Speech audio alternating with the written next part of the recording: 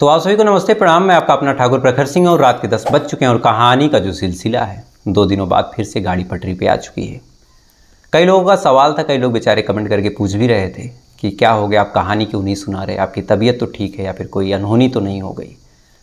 तो 2 दिन पहले जब मैंने कहानी सुनाई थी और बहुत छोटी सी कहानी सुनाई थी, तो फिर उसमें मैंने आप लोगों को बताया था कि मेरे घर के बगल शादी है, लड़की की शादी है, तो फिर मुझे जाना होगा। फिर अब गांव का मामला है और लड़की की शादी, तो ऐसे में खासकर मेरे गांव में तो ये प्रथा है कि कम से कम अगर गांव में शादी है तो हम लोग वेटर वगैरह नहीं बुलाते। चाहे जिस जात की या फिर चाहे जिस धर्म की लड़की की अगर शादी है तो हम लोग खड़े रहते हैं कम से कम सुबह होने तक, जब तक लड़की की विदाई ना हो जाए। तो रात भर उसमें जगा और फिर सुबह सुबह कहीं जाना था, तो सुबह सुबह फिर वहाँ निकल गया। तो उस रात ना सो पाया, ना फिर अगले दिन में सो पाया। तो शाम को लगभग 9 साढ़े 9 बजे पहुँचा। उसके बाद एक फंक्शन में जाना था, एक बहुत ही अजीज़ मित्र थे, उनका जन्मदिन था, तो फिर उसमें जाना हुआ और वहाँ पे भी लौटते लौटाते कम से कम 3 से 4 बज गए। उसके बाद घर पे आया। घर पे आने के बाद फिर कई सारी उथल पुथल मची रही। तो फिर एक दिन तो वो जिस दिन मुझे कहीं जाना था, और फिर एक दिन का और मैंने गैप लिया कि आज अच्छे से आराम कर लेते हैं, क्योंकि बिना अच्छी सेहत के, बिना अच्छे मूड की कहानी सुनाना आप लोग के साथ भी बेईमानी होगी, क्योंकि जो आप लोग का भरोसा है, आप लोग का प्यार है। और इसी के साथ एक अच्छी बात भी आप लोगों को बताना चाहूँगा। बीच में मैं लगातार आप लोगों से कह रहा था कि कहानी में कमी हो रही है, क्योंकि गर्मी से परेशान हूँ। तो आप सबके आशीर्वाद से, आप सबके प्यार से वो समस्या भी दूर हो गई, गर्मी की जो दिक्कत थी वो भी दूर हो गई। तो फिर इस वजह से अब कहानियाँ आप जिस तरह से चाह रहे थे, पूरा प्रयास यही रहेगा कि जैसे जैसे एक एक दिन गुजरेगा, आज से कहानी में रोज़ कुछ ना कुछ अच्छी चीज़ें होंगी, कुछ और सुधार किया जाएगा। अब तक महज मैं कहानी सुनाता था, आज के बाद हो सकता है, जहाँ तक मेरा पूरा प्रयास रहेगा, कि बहुत ही प्रोफेशनली कहानी आपके सामने लेके आऊँ। सारी चीज़ें, सारे फ़ोटोग्राफ, सारे वीडियोस जहाँ जहाँ तक मुझे मिल पाएंगे, जो जो न्यायालय के संगत होंगे, वो सारी चीज़ें मैं आपको दिखाता रहूँगा। और बस ऐसे ही प्यार आप बनाए रखिएगा। और 2 दिन जो गायब था उसके पीछे की कहानी भी बता दी। तो फिर आज की कहानी का रुख करते हैं, जिसके लिए आपने वीडियो ओपन किया है। आज की कहानी वास्तव में एक ऐसी कहानी है जिस कहानी को अगर सही शब्दों में कहा जाए, सही शब्दों में अगर आप समझे, तो आमतौर पे तो ऐसी कोई कहानी है ही नहीं जिसमें किसी सगे संबंधी ने धोखा ना किया हो, क्योंकि आदमी मारा ही अपनों की वजह से जाता है। लेकिन आज की कहानी कहीं ना कहीं इन सारी चीज़ों के बहुत ऊपर है। आज की कहानी में जो कातिल है, जब उसके बारे में लोगों को पता चला, तो शायद लोगों को आज के बाद, इस कहानी को सुनने के बाद, अपने ही घर में डर लगने लगेगा कि कौन आके कत्ल कर दे, क्यों कर दे, ये वजह भी मरने वाले को शायद पता तक नहीं है। तो फिर अब सीधा सीधा कहानी का रुख करते हैं। और आज की कहानी छत्तीसगढ़ की है। छत्तीसगढ़ में एक ज़िला लगता है, महासमुंद ज़िला, और इसी महासमुंद ज़िले में एक गांव है, पुटका गांव। और ये कहानी कोई बहुत पुरानी नहीं, ये कहानी अभी 7-8 मई की है। दरअसल इसी पुटका गांव में एक शख्स, जिनका नाम था प्रभात भोई, उम्र लगभग 53 साल थी। पेशे से ये हाई सेकेंडरी स्कूल में टीचर थे, यानी जो क्लास 6, 7, 8 वाले बच्चों को पढ़ाते हैं, उसके ये टीचर थे। अब गवर्नमेंट टीचर थे तो ठीक ठाक पैसा मिलता था, अच्छा खासा गांव में नाम था, सारे लोग माँ साहब कहते भी रहते थे। इनकी एक पत्नी थी जिसका नाम था सुलोचना भोई, उम्र लगभग 47 साल। इनके जो पिता थे उनकी बहुत पहले मौत हो चुकी थी, लेकिन इनकी जो माँ थी 75 साल की उम्र में भी अभी तक स्वस्थ थी, अपने परिवार के साथ रहती थी। इनके 2 बच्चे भी थे। एक बेटा था उदित, जो सबसे बड़ा था, और दूसरा बेटा था अमित। अब खुद ये टीचर थे तो फिर अपने परिवार को उस हिसाब से ये स्टडी वाले मटेरियल में, स्टडी वाले माहौल में रखते थे। इनका प्रयास था कि उदित और अमित दोनों बच्चे पढ़ लिख के आगे बढ़ जाए, कुछ कर जाए, मेरी तरह कोई सरकारी नौकरी पा जाए। आमतौर पर हर माँ बाप का जो सपना होता है, यही सपना इनका भी था। अब अमित जो था, जो छोटा वाला बच्चा, वो तो अपने पिता के बताए हुए नक्शे कदम पे चला। अब पिता ने जैसे जैसे कहा वैसे वैसे चलता रहा। इसका परिणाम भी उसे अच्छा मिला, और संजोग से रायपुर में एक मेडिकल कॉलेज है, Pandit Jawaharlal Nehru medical college. 12th की पढ़ाई करने के बाद उसने नीट की तैयारी की, उसके बाद नीट का एग्ज़ाम दिया, और किस्मत से पंडित जवाहरलाल नेहरू मेडिकल कॉलेज में जो अमित है उसका एडमिशन हो गया। अब अमित वहाँ चला गया पढ़ाई करने। अब घर पे उदित के पिता प्रभात और सुलोचना और 75 साल की जो दादी थी, ये टोटल 4 लोग रह रहे हैं। अब सारी चीज़ें ठीक ठाक चल रही हैं, लेकिन इसी बीच जो उदित था, उदित की जो संगत थी अचानक से वो बिगड़ गई। अब उदित आए दिन अपने दोस्तों के साथ कहीं निकलता, निकलने के बाद गुटखा वगैरह भी खाने लगा। अब पिता को ये बात पता चली, पिता आते हैं, आने के बाद गुस्सा होते हैं।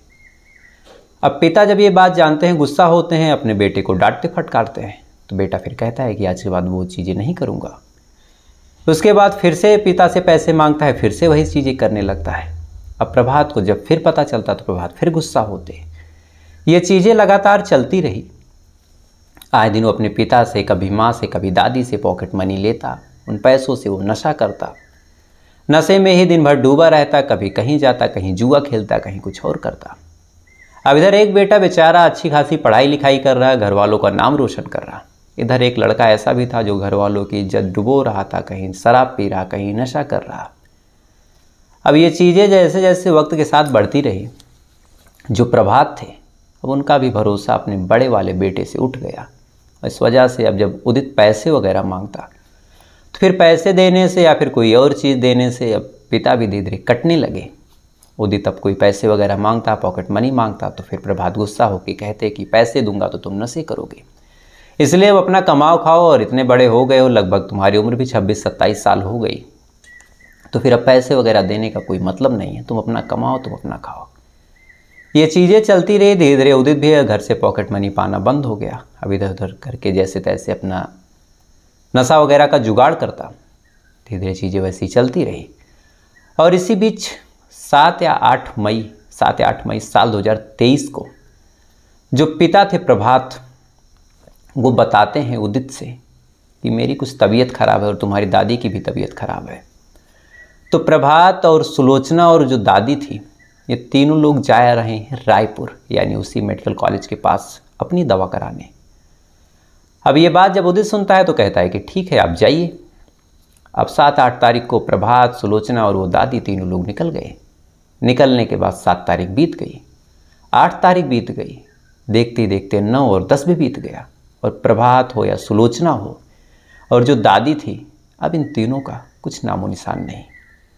अब जो उदित था 1-2 दिन इंतज़ार करता है कि अब हो सकता है कि भाई के रूम पे चली गई हो या फिर कोई और बात हो, लेकिन देखते ही देखते 7 तारीख के गए लगभग जब 3-4 दिन गुजर गए, 11 तारीख आ गई, तो फिर अब उदित जो है थोड़ा सा घबराता है। उदित अब थोड़ा सा घबराता है। घबराने के बाद फिर उसके जो गांव के चाचा लोग थे उनसे बताता है कि कैसे पिताजी कह रहे थे कि वो दवा लेने जा रहे हैं, लेकिन फिर गायब हो गए। अब जब आसपास के लोग भी ये बात सुनते हैं तो वो भी थोड़ा सा चौंकते हैं कि एक आदमी अच्छा भला टीचर है, गवर्नमेंट जॉब कर रहा है, ऐसा भी नहीं है कि कोई घर बैठा है कि कहीं गया और एक आध हफ्ते का टूर करने लगा। गवर्नमेंट जॉब है, उसको ड्यूटी पे जाना था, तो फिर अचानक से ऐसे कैसे। बहरहाल अब एक दिन तक तो गांव वाले भी फ़ोन वगैरह करते हैं, लेकिन जब 11 तारीख तक कुछ पता नहीं चलता, फिर गांव वाले उदित को कहते हैं कि काम करो, अब टोटल 4-5 दिन गुजर गए, कुछ पता नहीं है, तो जाओ और थाने में, जो तुम्हारा थाना है वहाँ पे कंप्लेन कर दो। इसलिए 12 मई 7 तारीख को ये सारे लोग गए थे। 12 मई को जो वहाँ का थाना लगता है, सिगौड़ा थाना, उसी सिगौड़ा थाना में उदित और बाकी आसपास के लोग जाते हैं। जाने के बाद गुमशुदगी की कंप्लेन दर्ज करते हैं और बताते हैं कि कैसे एक गवर्नमेंट टीचर अपनी माँ और अपनी पत्नी के साथ रायपुर गया था और अभी तक लौट के नहीं आया। अब पुलिस वाले भी मामले को नोट करते हैं। नोट करने के बाद फिर कागज़ वगैरह पे नंबर वगैरह पूछते हैं कि अपने घर वालों का नंबर दो, अपने पिता का नंबर दो। उदित जो था सारे नंबर वगैरह दे देता है। देने के बाद फिर पुलिस वाले कहते हैं कि जाओ जांच पड़ताल करेंगे। लेकिन कायदे से जो पुलिस वाले थे इस मामले को उस तरह से गंभीरता से लेते ही नहीं, जिस हिसाब से उनको इस मामले को गंभीरता से लेना था। ना ही इतनी जहमत उठाते हैं कि कम से कम एक बार गायब होने वाले के घर पे आके जांच पड़ताल करने की कोई लेटर वगैरह मिले। ना ही इतनी जहमत उठाते हैं कि कम से कम गाँव वालों से पूछ लें कि किसी से कोई दुश्मनी ना हो। अब पुलिस वालों को भी लगा कि मामला दूसरे एक थाने में गया है, रायपुर गए थे, वहाँ गायब हुए हैं, तो यहाँ कंप्लेन करेंगे, उसके बाद जब नहीं मिलेंगे तो ये लोग खुद जाएंगे भाग के। यानी पुलिस वाले इस मामले में हाथ पे हाथ धरे बैठे रह गए। अब ये चीज़ें इसी हिसाब से चलती रही। देखते ही देखते 1-2 दिन और गुजर गया। इसी बीच जो दूसरा लड़का था अमित को कहीं से भनक लग जाती है कि उनके जो पिता थे, उनकी जो माँ थी और जो दादी थी 7-8 तारीख से ही गायब हैं और अभी तक लौट के घर पे नहीं आई। अब अमित जैसे इस बात की जानकारी पाता है तो भागा भागा अपनी पढ़ाई वगैरह से छुट्टी लेता है, एप्लीकेशन डालता है कि मेरे घर पे कुछ दिक्कत है, मुझे जाना है। वहाँ से भागा भागा फिर वो भी आता है पुटका गाँव। पुटका गाँव आता है तो आने के बाद जैसे ही अपने घर पे पहुँचता है तो पहुँचने के बाद देखता है कि घर के बाहर जो है वो ताला बंद है। अब घर के बाहर ताला बंद है, 3 लोग तो पहले से गायब थे, उनकी सूचना मिली थी। उदित भी शायद ताला बंद के कहीं चला गया। अब उसके बाद फिर अब घर में भी इसको जाना था तो फिर क्या करे, तो फिर ये दीवार कूदने की कोशिश करता है। अब दीवार कूदने की ये कोशिश कर रहा है। कोशिश करने के बाद ये कई बार जंप वगैरह किया लेकिन दीवार ऊंची थी, ये नाकाम रहा। अब इधर ये चीज़ें चलती रही और इसी बीच इसके बीच एक आइडिया आता है और इस आइडिया में इसको लगता है कि घर के पीछे एक ग्राउंड है, शायद वहाँ से जो दीवार है वो थोड़ी सी नीची है।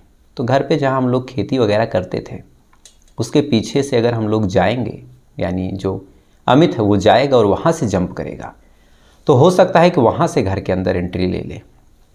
इसीलिए जो अमित था अब घूम के घर के पीछे पहुँचता है और घर के पीछे जैसे ही पहुँचता है तो जो पीछे का मंजर था उसे देखने के बाद अमित एकदम चौंक जाता है। दरअसल पीछे जहाँ पहले खेती होती थी वहाँ लगभग 10 फुट लंबे में और लगभग 5 से 6 फुट चौड़े में, यानी आप मान के चलिए कि एक डबल बेड से भी लंबा चौड़ा एक एरिया था, जिस एरिया में बाकायदा जो घास थी वो जली हुई थी, मिट्टी थी वो भी जली हुई थी, बाकायदा वहाँ छोटी छोटी हड्डियाँ पड़ी थी। अब ये चीज़ जैसे ही अमित देखता है तो अमित भाग के थाने पहुँचता है। अब उसके दिमाग में चूँकि खुद पढ़ा लिखा था, नीट क्वालिफाई कर चुका था, तो ये सारी चीज़ें वो समझ चुका था कि खेल क्या हो सकता है। भाग के वो थाने जाता है। जाने के बाद फ़ौरन कहता है कि सर मेरे पिता, मेरी माँ और मेरी दादी गायब थी, आपके पास कंप्लेन आई। आपने इतनी भी जहमत नहीं उठाई कि कम से कम एक बार आप हमारे घर पे आके जांच तो कर लेते। अगर आप कर लेते तो शायद ये मामला बहुत पहले ही सुलझ जाता। अब पुलिस वाले जब ये बात सुनते हैं तो इस बार जो चौंकने की बारी थी, जो हैरान होने की बारी थी, वो पुलिस की थी। पुलिस फिर पूछती है कि भैया हुआ क्या, तुम ऐसे क्यों बोल रहे हो। तो इस पर अमित बताता है कि मेरे घर के पीछे मुझे ऐसा लग रहा है कि जैसे कोई लाश जलाई गई हो। अब अमित का इतना कहना हुआ कि अब पुलिस वालों के तो मानो हाथ पांव कांप गए कि एक आदमी जो कुछ दिन पहले उसकी गुमशुदगी की कंप्लेन दर्ज हुई और उसी घर का एक सदस्य आके बोल रहा है कि घर के पीछे लाशें जलाई गई हैं। अब पुलिस वाले अमित को लेके भागे भागे उस क्राइम सीन पे पहुंचे और जैसे ही क्राइम सीन को पहुंचे और वहाँ की जो सारी चीज़ें पुलिस वालों ने देखी तो उसे देखने के बाद जो केस अब तक उन्हें एकदम नॉर्मल सा लग रहा था वो केस एकदम 180 डिग्री उलट गया, यानी माइनस नेगेटिव से एकदम प्लस नेगेटिव तक पहुंच गया। माफ़ कीजिएगा, माइनस पोल से एकदम प्लस पोल तक। अब जैसे ही ये चीज़ें पुलिस वाले देखते हैं तो फिर तलाश होते ही उदित की कि आखिर उदित कहाँ है। उसके बाद फिर पुलिस वाले उदित को ट्रैक करते हैं। ट्रैक करने के बाद फिर उदित की खोजबीन शुरू होती है और उदित को उठाया जाता है। उठाने के बाद फिर एक टीम पुलिस वालों की गांव में पूछताछ कर रही, एक टीम उदित से पूछताछ कर रही है और एक टीम अमित से भी पूछताछ कर रही। तो जो टीम गांव में गई थी कि क्या यहाँ पे कुछ जलाया गया, क्या आप लोगों ने कुछ देखा, तो गांव वालों ने कहा हाँ हमने कुछ देखा तो था। लगभग 7 तारीख को, 8 तारीख को, 9 तारीख को यहाँ पे कुछ कुछ घंटों पे जैसे धुआं अचानक से उठ रहा था, आग की लपटें उठ रही थी। लेकिन हमें लगा कि माट साहब कुछ जला रहे होंगे, उनको कुछ दिक्कत हुई होगी, कुछ कूड़ा करकट होगा। और चूँकि एक दिन जले या फिर 1 आध घंटे जले तो हम लोग डाउट भी करें, लेकिन हर 1-2 घंटे पे थोड़ा थोड़ा जलाया जा रहा था, थोड़ा थोड़ा फिर धुआं उठ रहा था, फिर थोड़ा सा बंद कर दिया जा रहा था। तो हमें लगा कि कुछ कूड़ा वगैरह होगा, ये लोग लगातार जला रहे हैं। अब ये गांव वालों से जब पूछताछ हुई उसके बाद फिर उदित के बारे में पूछताछ हुई कि उदित कैसा लड़का है, उदित का नेचर क्या था। तो फिर गांव वाले बताते हैं कि उदित परिवार वालों से झगड़ा करता था, पैसे के लिए कलह करता था, नशेड़ी था और तमाम बुराइयां जो मैंने आपको शुरू में बताई वो सारी चीज़ें गांव वाले पुलिस वालों को बताते हैं। अब सोच के देखिए कि अगर ये सारी पूछताछ पुलिस वाले शुरू में आके कर लेते तो इतनी बड़ी बात ही ना होती, ना ही आज ये कहानी सुना रहा होता मैं, बात एक दिन के अंदर ख़त्म हो जाती। अब ये चीज़ें लगातार चलती रही, पुलिस वाले गांव वालों से पूछताछ करते रहे। अब इसके बाद जब गांव वालों से पूछताछ करके पुलिस वाले थक जाते हैं तो पूछताछ की जो बारी थी वो उदित से थी। अब उदित से जब पूछताछ शुरू होगी कि ये 3 लोग कौन थे, किसको जलाया, क्यों जलाया, और जाहिर सी बात है तुमने ही जलाया है। अब पुलिस वाले इतने एक्सपीरियंस होल्डर तो थे, उनको सारी बात पता थी। तो जब पुलिस वाले अपने तरीके से पूछताछ शुरू करते हैं तो फिर अंत में जो उदित था वो भी टूटता है, और टूटने के बाद एकदम भर्राई आवाज़ में, उखड़े उखड़े शब्दों में अपनी कहानी सुनाता है। और इस कहानी के हिसाब से जो उदित था वो पैसे चाहता था अपने माँ बाप से। अब माँ बाप जो थे वो जान गए थे कि बेटा नशेड़ी है, तो पैसे देते नहीं थे। अब ये पढ़ा लिखा भी नहीं था। जो छोटा भाई था वो तो नीट क्वालिफाई कर चुका था, मेडिकल कॉलेज से पढ़ रहा था। अगर कुछ भी ना करता तब भी कम से कम 50 से 60 हज़ार की नौकरी करने लगता। कहीं भी अपनी एक क्लिनिक खोल लेता तो वहाँ से भी उसका काम आसान था। पिता की भी लाइफ सेट थी, छोटे भाई की भी लाइफ सेट थी। पिता के पैसे से माँ और दादी की भी ज़िंदगी अयासी से गुजर रही थी। अब इस मामले में जो अकेला बचता है वो बचता है उदित। परिवार का भरोसा उसने खो ही दिया था। आसपास के लोग उस पर भरोसा नहीं कर रहे थे। पढ़ा लिखा था नहीं, खुद के अंदर कोई हुनर था नहीं, और उसे नौकरी चाहिए थी क्योंकि उसे पैसे कमाने थे। पैसे कमाता तभी नशा कर पाता। इसीलिए फिर इसने सोचा कि कुछ ऐसा शॉर्टकट मिल जाए जिस शॉर्टकट से मैं पैसे अचानक से कमा लूँ और अचानक से मेरी नौकरी लग जाए। और अचानक से नौकरी लगने के लिए फिर वो गाँव में निकलता है उदित। गांव में फिर पूछने लगता है कि कोई ऐसा जुगाड़ बताओ जिससे अचानक से मेरी नौकरी लगे। तो फिर कई लोगों में से एक आध लोग ऐसे मजाक में बोलते हैं कि भैया अगर ऐसी जो नौकरी चाहिए तो फिर ऐसा तो जो मृतक आश्रित वाली नौकरी है वही पॉसिबल है। अभी नौकरी का पीरियड है और तुम्हारे जो पिता है अभी अचानक से उनकी डेथ हो जाए तो फिर मृतक आश्रित के रूप में तुमको छोटी मोटी कोई गवर्नमेंट नौकरी मिल जाएगी। तुम टीचर नहीं तो कम से कम किसी स्कूल में चपरासी बन ही जाओगे, कुछ भी बन जाओगे, लेकिन सरकारी है तो इनकम होगी ही तुम्हारी। अब किसी ने तो शायद मजाक में ही बोला हो, लेकिन जो उदित था इस बात को एकदम गंभीरता से लेता है। अब उदित के दिमाग में बैठ जाता है कि अगर मेरे पिता की मौत हो जाए तो फिर जो नौकरी है वो मुझे मिल जाएगी। अब ये बातें ये लगातार सोचता रहा।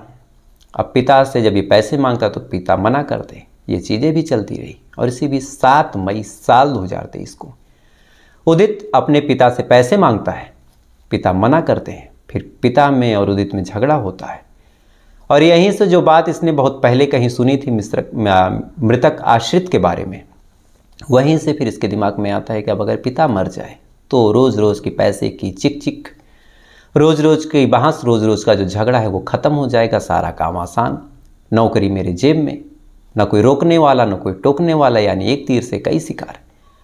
इसीलिए फिर 7 तारीख को ये झगड़ा करता है। झगड़ा करने के बाद खा पी के इत्मीनान से अपने बिस्तर पे जाता है। जाने के बाद फिर चुपचाप सोचता रहता है। रात के जैसे ही 11 बजते हैं तो फिर अचानक से उठता है। खौफनाक प्लान इसके दिमाग में पहले से बन चुका था। ये हॉकी स्टिक उठाता है। उठाने के बाद अपने पिता के रूम में जाता है।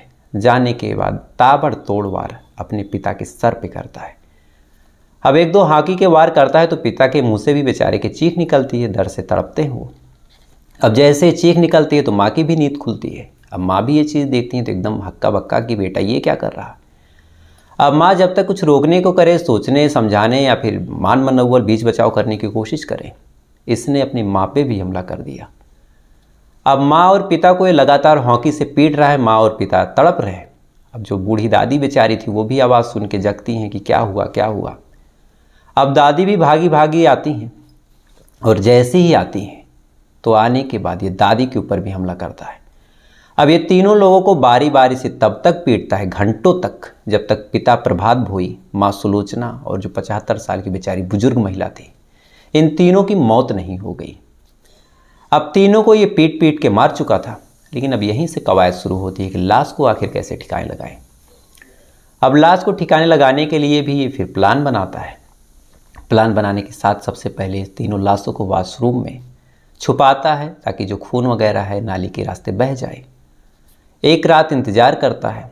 8 तारीख को फिर ये बाहर जाता है। ढेर सारे सैनिटाइज़र लाता है। सैनिटाइज़र को अपने पिता की, अपनी माँ की और अपनी दादी की लाश पे छिड़क छिड़क के घर के पीछे जो एक हिस्सा था जहाँ ये लोग छोटी मोटी खेती वगैरह करते थे, उस हिस्से में अपनी दादी, अपनी माँ और अपने पिता की लाशों को सैनिटाइज़र, लकड़ी, इन सारी चीज़ों के सहारे टुकड़ों टुकड़ों में जलाता है। जैसे 11 बजे थोड़ा जलाया, उसके बाद फिर 2 बजे जलाया, फिर 4 बजे जलाया। 7 तारीख को कत्ल करने के बाद जो लाश थी वो घर में रखता है। 8 तारीख तक ये सोचता है कि कैसे ठिकाने लगाएं। 8 तारीख से जलाना शुरू करता है और कहते हैं कि लगभग 10 तारीख तक इसने लाशों को टुकड़ों टुकड़ों में जलाया। लगातार 2 दिनों तक जब ये लाश जला लेता है और इसे लगता है कि सारे लाश जो है जल चुकी है, कहीं कोई सबूत, कहीं कोई सुराग बचा नहीं है, तो 12 तारीख को फिर ये बड़े नाटकीय अंदाज में जाता है थाने में गांव वाले लोगों के साथ और कंप्लेन दर्ज कर देता है। और कायदे से अगर पुलिस वाले उसी रात या फिर जिस तारीख को ये कंप्लेन दर्ज हुई घर पे आने की जहमत उठा लेते कि घर पे आए और कम से कम घर को चेक कर लें, तो घर पे ही खून के छींटे और सारी चीज़ें मिल जाती और शायद ये मामला इतना लंबा ना चलता। वो तो जो दूसरा बेटा था वो बेचारा आया, फिर घर के अंदर दाखिल होने के लिए घर के पीछे गया और वहीं से जाके ये पूरा मामला सुलझा। तो सोच के बड़ी हैरानी होती है कि आप नशे के लिए इस कदर गिर जाते हैं कि अपने पिता, अपने भाई, अपने माँ बाप, आप किसी के सगे नहीं, आप किसी को भी मार सकते हैं। तो सही कहा गया है कि आज के टाइम में कोई भी रिलेशन, कोई भी रिश्ता सुरक्षित नहीं बचा। तो फिलहाल ये थी पूरी कहानी। और 2 दिन पहले मैंने एक सवाल दिया था और मेरा सवाल था कि जो नेपाल का झंडा होता है, इस झंडे में मैंने 4 ऑप्शन दिए थे। 4 ऑप्शन में से कौन सा ऐसा ऑप्शन है, यानी नेपाल के झंडे में कौन सा ऐसा कलर है जो नहीं होता। तो 4 ऑप्शन दिए थे। 4 में से पहला ऑप्शन था रेड, दूसरा था ब्लू, तीसरा था व्हाइट और चौथा था ग्रीन। तो चारों में से जो सही जवाब है वो है ग्रीन। नेपाल के झंडे में हरा कलर नहीं होता, लाल कलर का झंडा होता है। नीले कलर का यानी जो ब्लू कलर है उस पर बॉर्डर बना होता है चारों तरफ, और वाइट कलर का जो झंडे के बीच का हिस्सा है उसमें सूरज और चंद्रमा बने हैं। यानी ये 3 कलर हैं, बस हरा कलर जो है वो नहीं है। तो जिन भी भाइयों और बहनों ने सही जवाब दिया है वो आप तमाम लोगों को दिल से शुभकामनाएं।